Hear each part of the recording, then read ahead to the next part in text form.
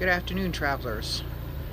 Today I'm coming to you with a little how-to video. I've had a lot of people ask me about my dog Jake and what I feed him, and today I'm going to give you that information. But before I get started, I'm going to give you a little background on Jake.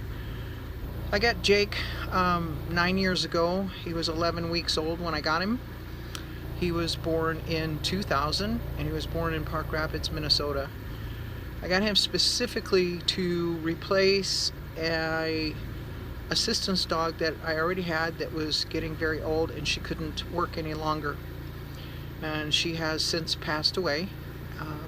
And Jake's been with me since he was 11 weeks. He is now 9.5. This being July, he's 9 years, 7 months. He was born in January. Jake is a mobility assistance dog. He is not an emotional support dog. He qualifies under the Americans with Disability Act because he's considered durable medical equipment.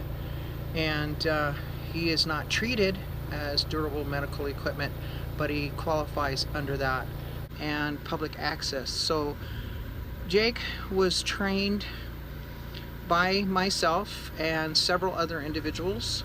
And Jake also went to Bergen University of Canine Studies with me, where I learned how to train service dogs professionally. And Jake went through the program, and we both graduated from Bergen in 2012. So Jake is a full-fledged 100% mobility assistance dog, and I am a professional assistance dog trainer with a minor in dog nutrition. So today I'm going to show you what I feed Jake, because Jake has never eaten commercial dog food. So I'm going to show you everything that goes in his dog food and how I keep it while I'm traveling on the road and how I prepare it while traveling on the road. This is how you do this nomad style.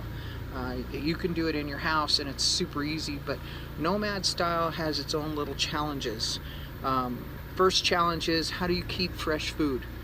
Good question, and I'll show you how I keep his fresh food. Number two, can you feed a dog nutritionally complete without buying commercial dog food? Yes, you can. And not only can you, but you can do a better job at it. Because number one, you know every ingredient that goes into the food. That way, if the dog has a reaction or doesn't do quite well or gains too much weight or loses too much weight, you can adjust that food accordingly. With the commercial food, it's almost a one-size-fits-all. And there's a lot of dogs out there that are very overweight because of the commercial industry having more than 50% as starches, which converts to sugar, which puts weight on.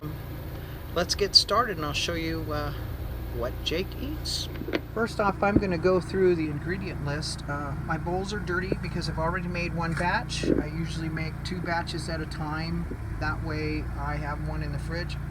My fridge can't hold more than that. I'll show you my fridge here. It's a pretty good sized fridge, and that right there is 1 day's worth of dog food under that bowl. And I can get one more bowl in here, and that's about all I can get in my refrigerator. The rest of the room is mine. Now, we start out with Jake's food with meat, real meat. I do chicken legs. You can do ground chicken, ground turkey. I choose to do the legs because they're 79 cents a pound. They're a pain in the neck because I have to cut the meat off the bone. And I don't give him the bone. I could, because it's not cooked, it's a raw bone, but he swallows them whole, so I've decided not to give him the bone. I'll give him all the ends and cut all this off. You'll see in a minute.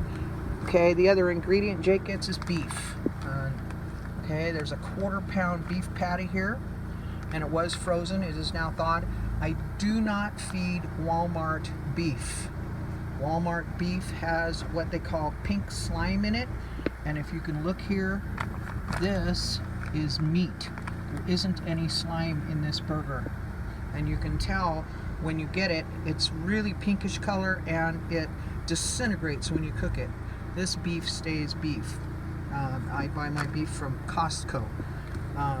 Then I use tuna, which I've already drained, because this tuna, if you look at this ingredient list, let's see, water and vegetable broth and salt and tuna. Well, on the front it says in water. Vegetable broth, excuse me, is soy, and I don't like to feed soy, but there's soy in that, so I drain it, and I don't feed the extra salt, so I drain it. The next is carrots, and I also drain it because on the back of the label, again, you have carrots, water, salt, and you also have calcium chloride, a firming agent. I don't like the ingredients that's in the carrots. Then we have green beans, cut green beans. Usually I buy the salt-free because Walmart does carry a salt-free. However, this also has water and salt. One of the problems with salt is that too much salt for a dog's diet, you can make them really, really, really sick. Now, I use canned vegetables, and I'll show you why in a minute. I would rather use fresh, I just can't. I can't keep it. It would go bad before I could even use it. Down here in that little cooler is my fresh veggies and fruit cooler, and that's all the storage I have for fresh vegetables, because my refrigerator freezes them solid, so it ruins them. Anyway, the next ingredient is applesauce. Now, I've tried the big jars of applesauce. You can't get it all out. It's a waste. It molds, and it just is a waste to have in here. If I could get a can of applesauce that would last a couple days, 3 days, that'd be fine, but I can't find the cans anymore. So the next best thing is unsweetened, pure applesauce. It's not necessarily organic, it's just applesauce, but it's unsweetened, and all that's in there is apples. Now that's his food. Now I'm going to show you his supplements here. I use ground pumpkin seeds, powdered kelp, flaxseed, and eggshells. Now the eggshells are for calcium, and I'll show you how we do that. Alright, so without further ado, let's get this camera set up to make Jake's dog. Another reason why I use applesauce is because I tried apples, and every time I use apples, I get mice in my house. So apples are history, and they get moldy. Anyway, here we have 2 bowls. We have a 1/4 pound of beef in each bowl. Now this is 1 day, period. 1 bowl for the morning, 1 bowl for the afternoon. This is 1 day for a 90-pound dog, okay? A 90-pound dog. And now I'm going to show you what I do with this chicken. I take some shears, regular cutting shears, or kitchen shears, and this is what I do with the chicken. Skin and all, and it goes in to the bowl.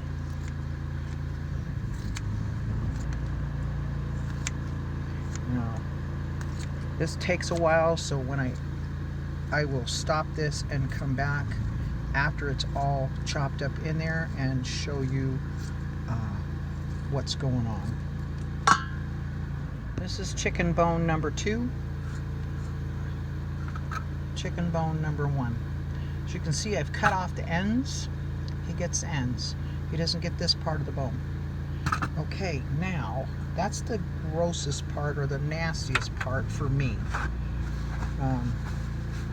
So I now have a 1/4 pound of chicken and a 1/4 pound of beef. That makes a pound of meat. And now I take my tuna and I divide it in half, because everything goes half in one bowl and half in the other.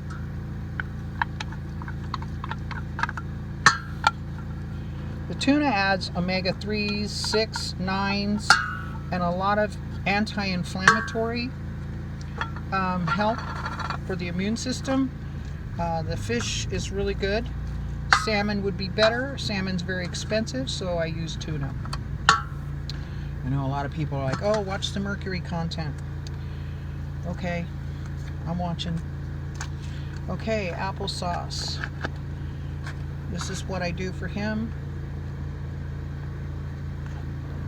Like I said, I would buy a can if I could find it. The jars, there's just no way of getting the applesauce out completely. I waste a big part, you know, at least a day's worth of of applesauce when I do it out of a jar. So this, and then like I said, also it molds, especially in the heat. So this is 2 ounces of apples, ground up apples. Here's my calcium in the form of an eggshell. This is his flaxseed. Flaxseed in that one. The ground pumpkin.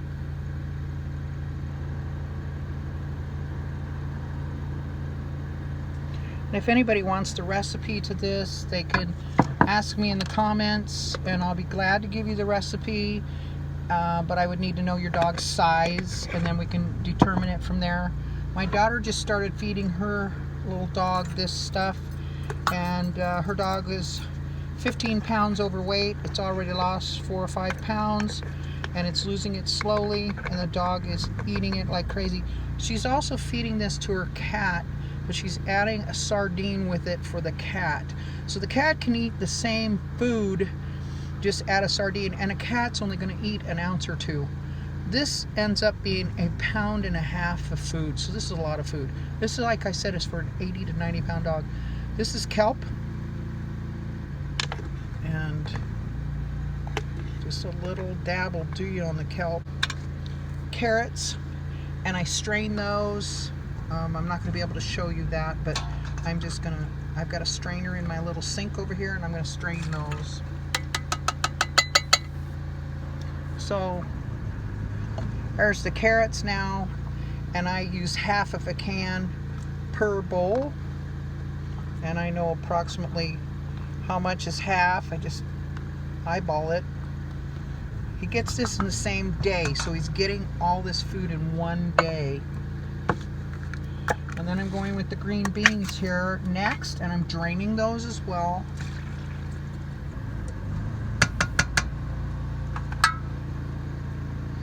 And that again is half a can of the green beans. Now, one ingredient I did not show you is water. And I use about a half a can of water, and I just pour it in. And that's about it. Now that's everything. That's his food. Mix it up. Just make sure it's really mixed up good. Mash that eggshell up in there really good. Anyway, that's one feeding. And this is how I put this away for the morning. This size dog food bowl goes right into a gallon baggie. Zips right up, and it goes right in the refrigerator. Jake's food's all done and he's ready. Look at him just waiting. And Jake's eating, and while he's eating I will go show you where I keep his food. If you look right here on the door, that's where I store Jake's food. And for his meat, we have a 84 quart winter freezer, and this thing right now is sitting at 16 degrees, and it runs off of solar very nicely. These are 5 pound packages. This is how I store his chicken. I'll buy it from Costco in a big package, split it up, 2 legs to a baggie, and it also fits in here. Remember, always follow your heart, embrace your dreams, and cherish your life. And get out there and do something fun today. Feed your dog good. Thanks for traveling. See you later. Bye-bye.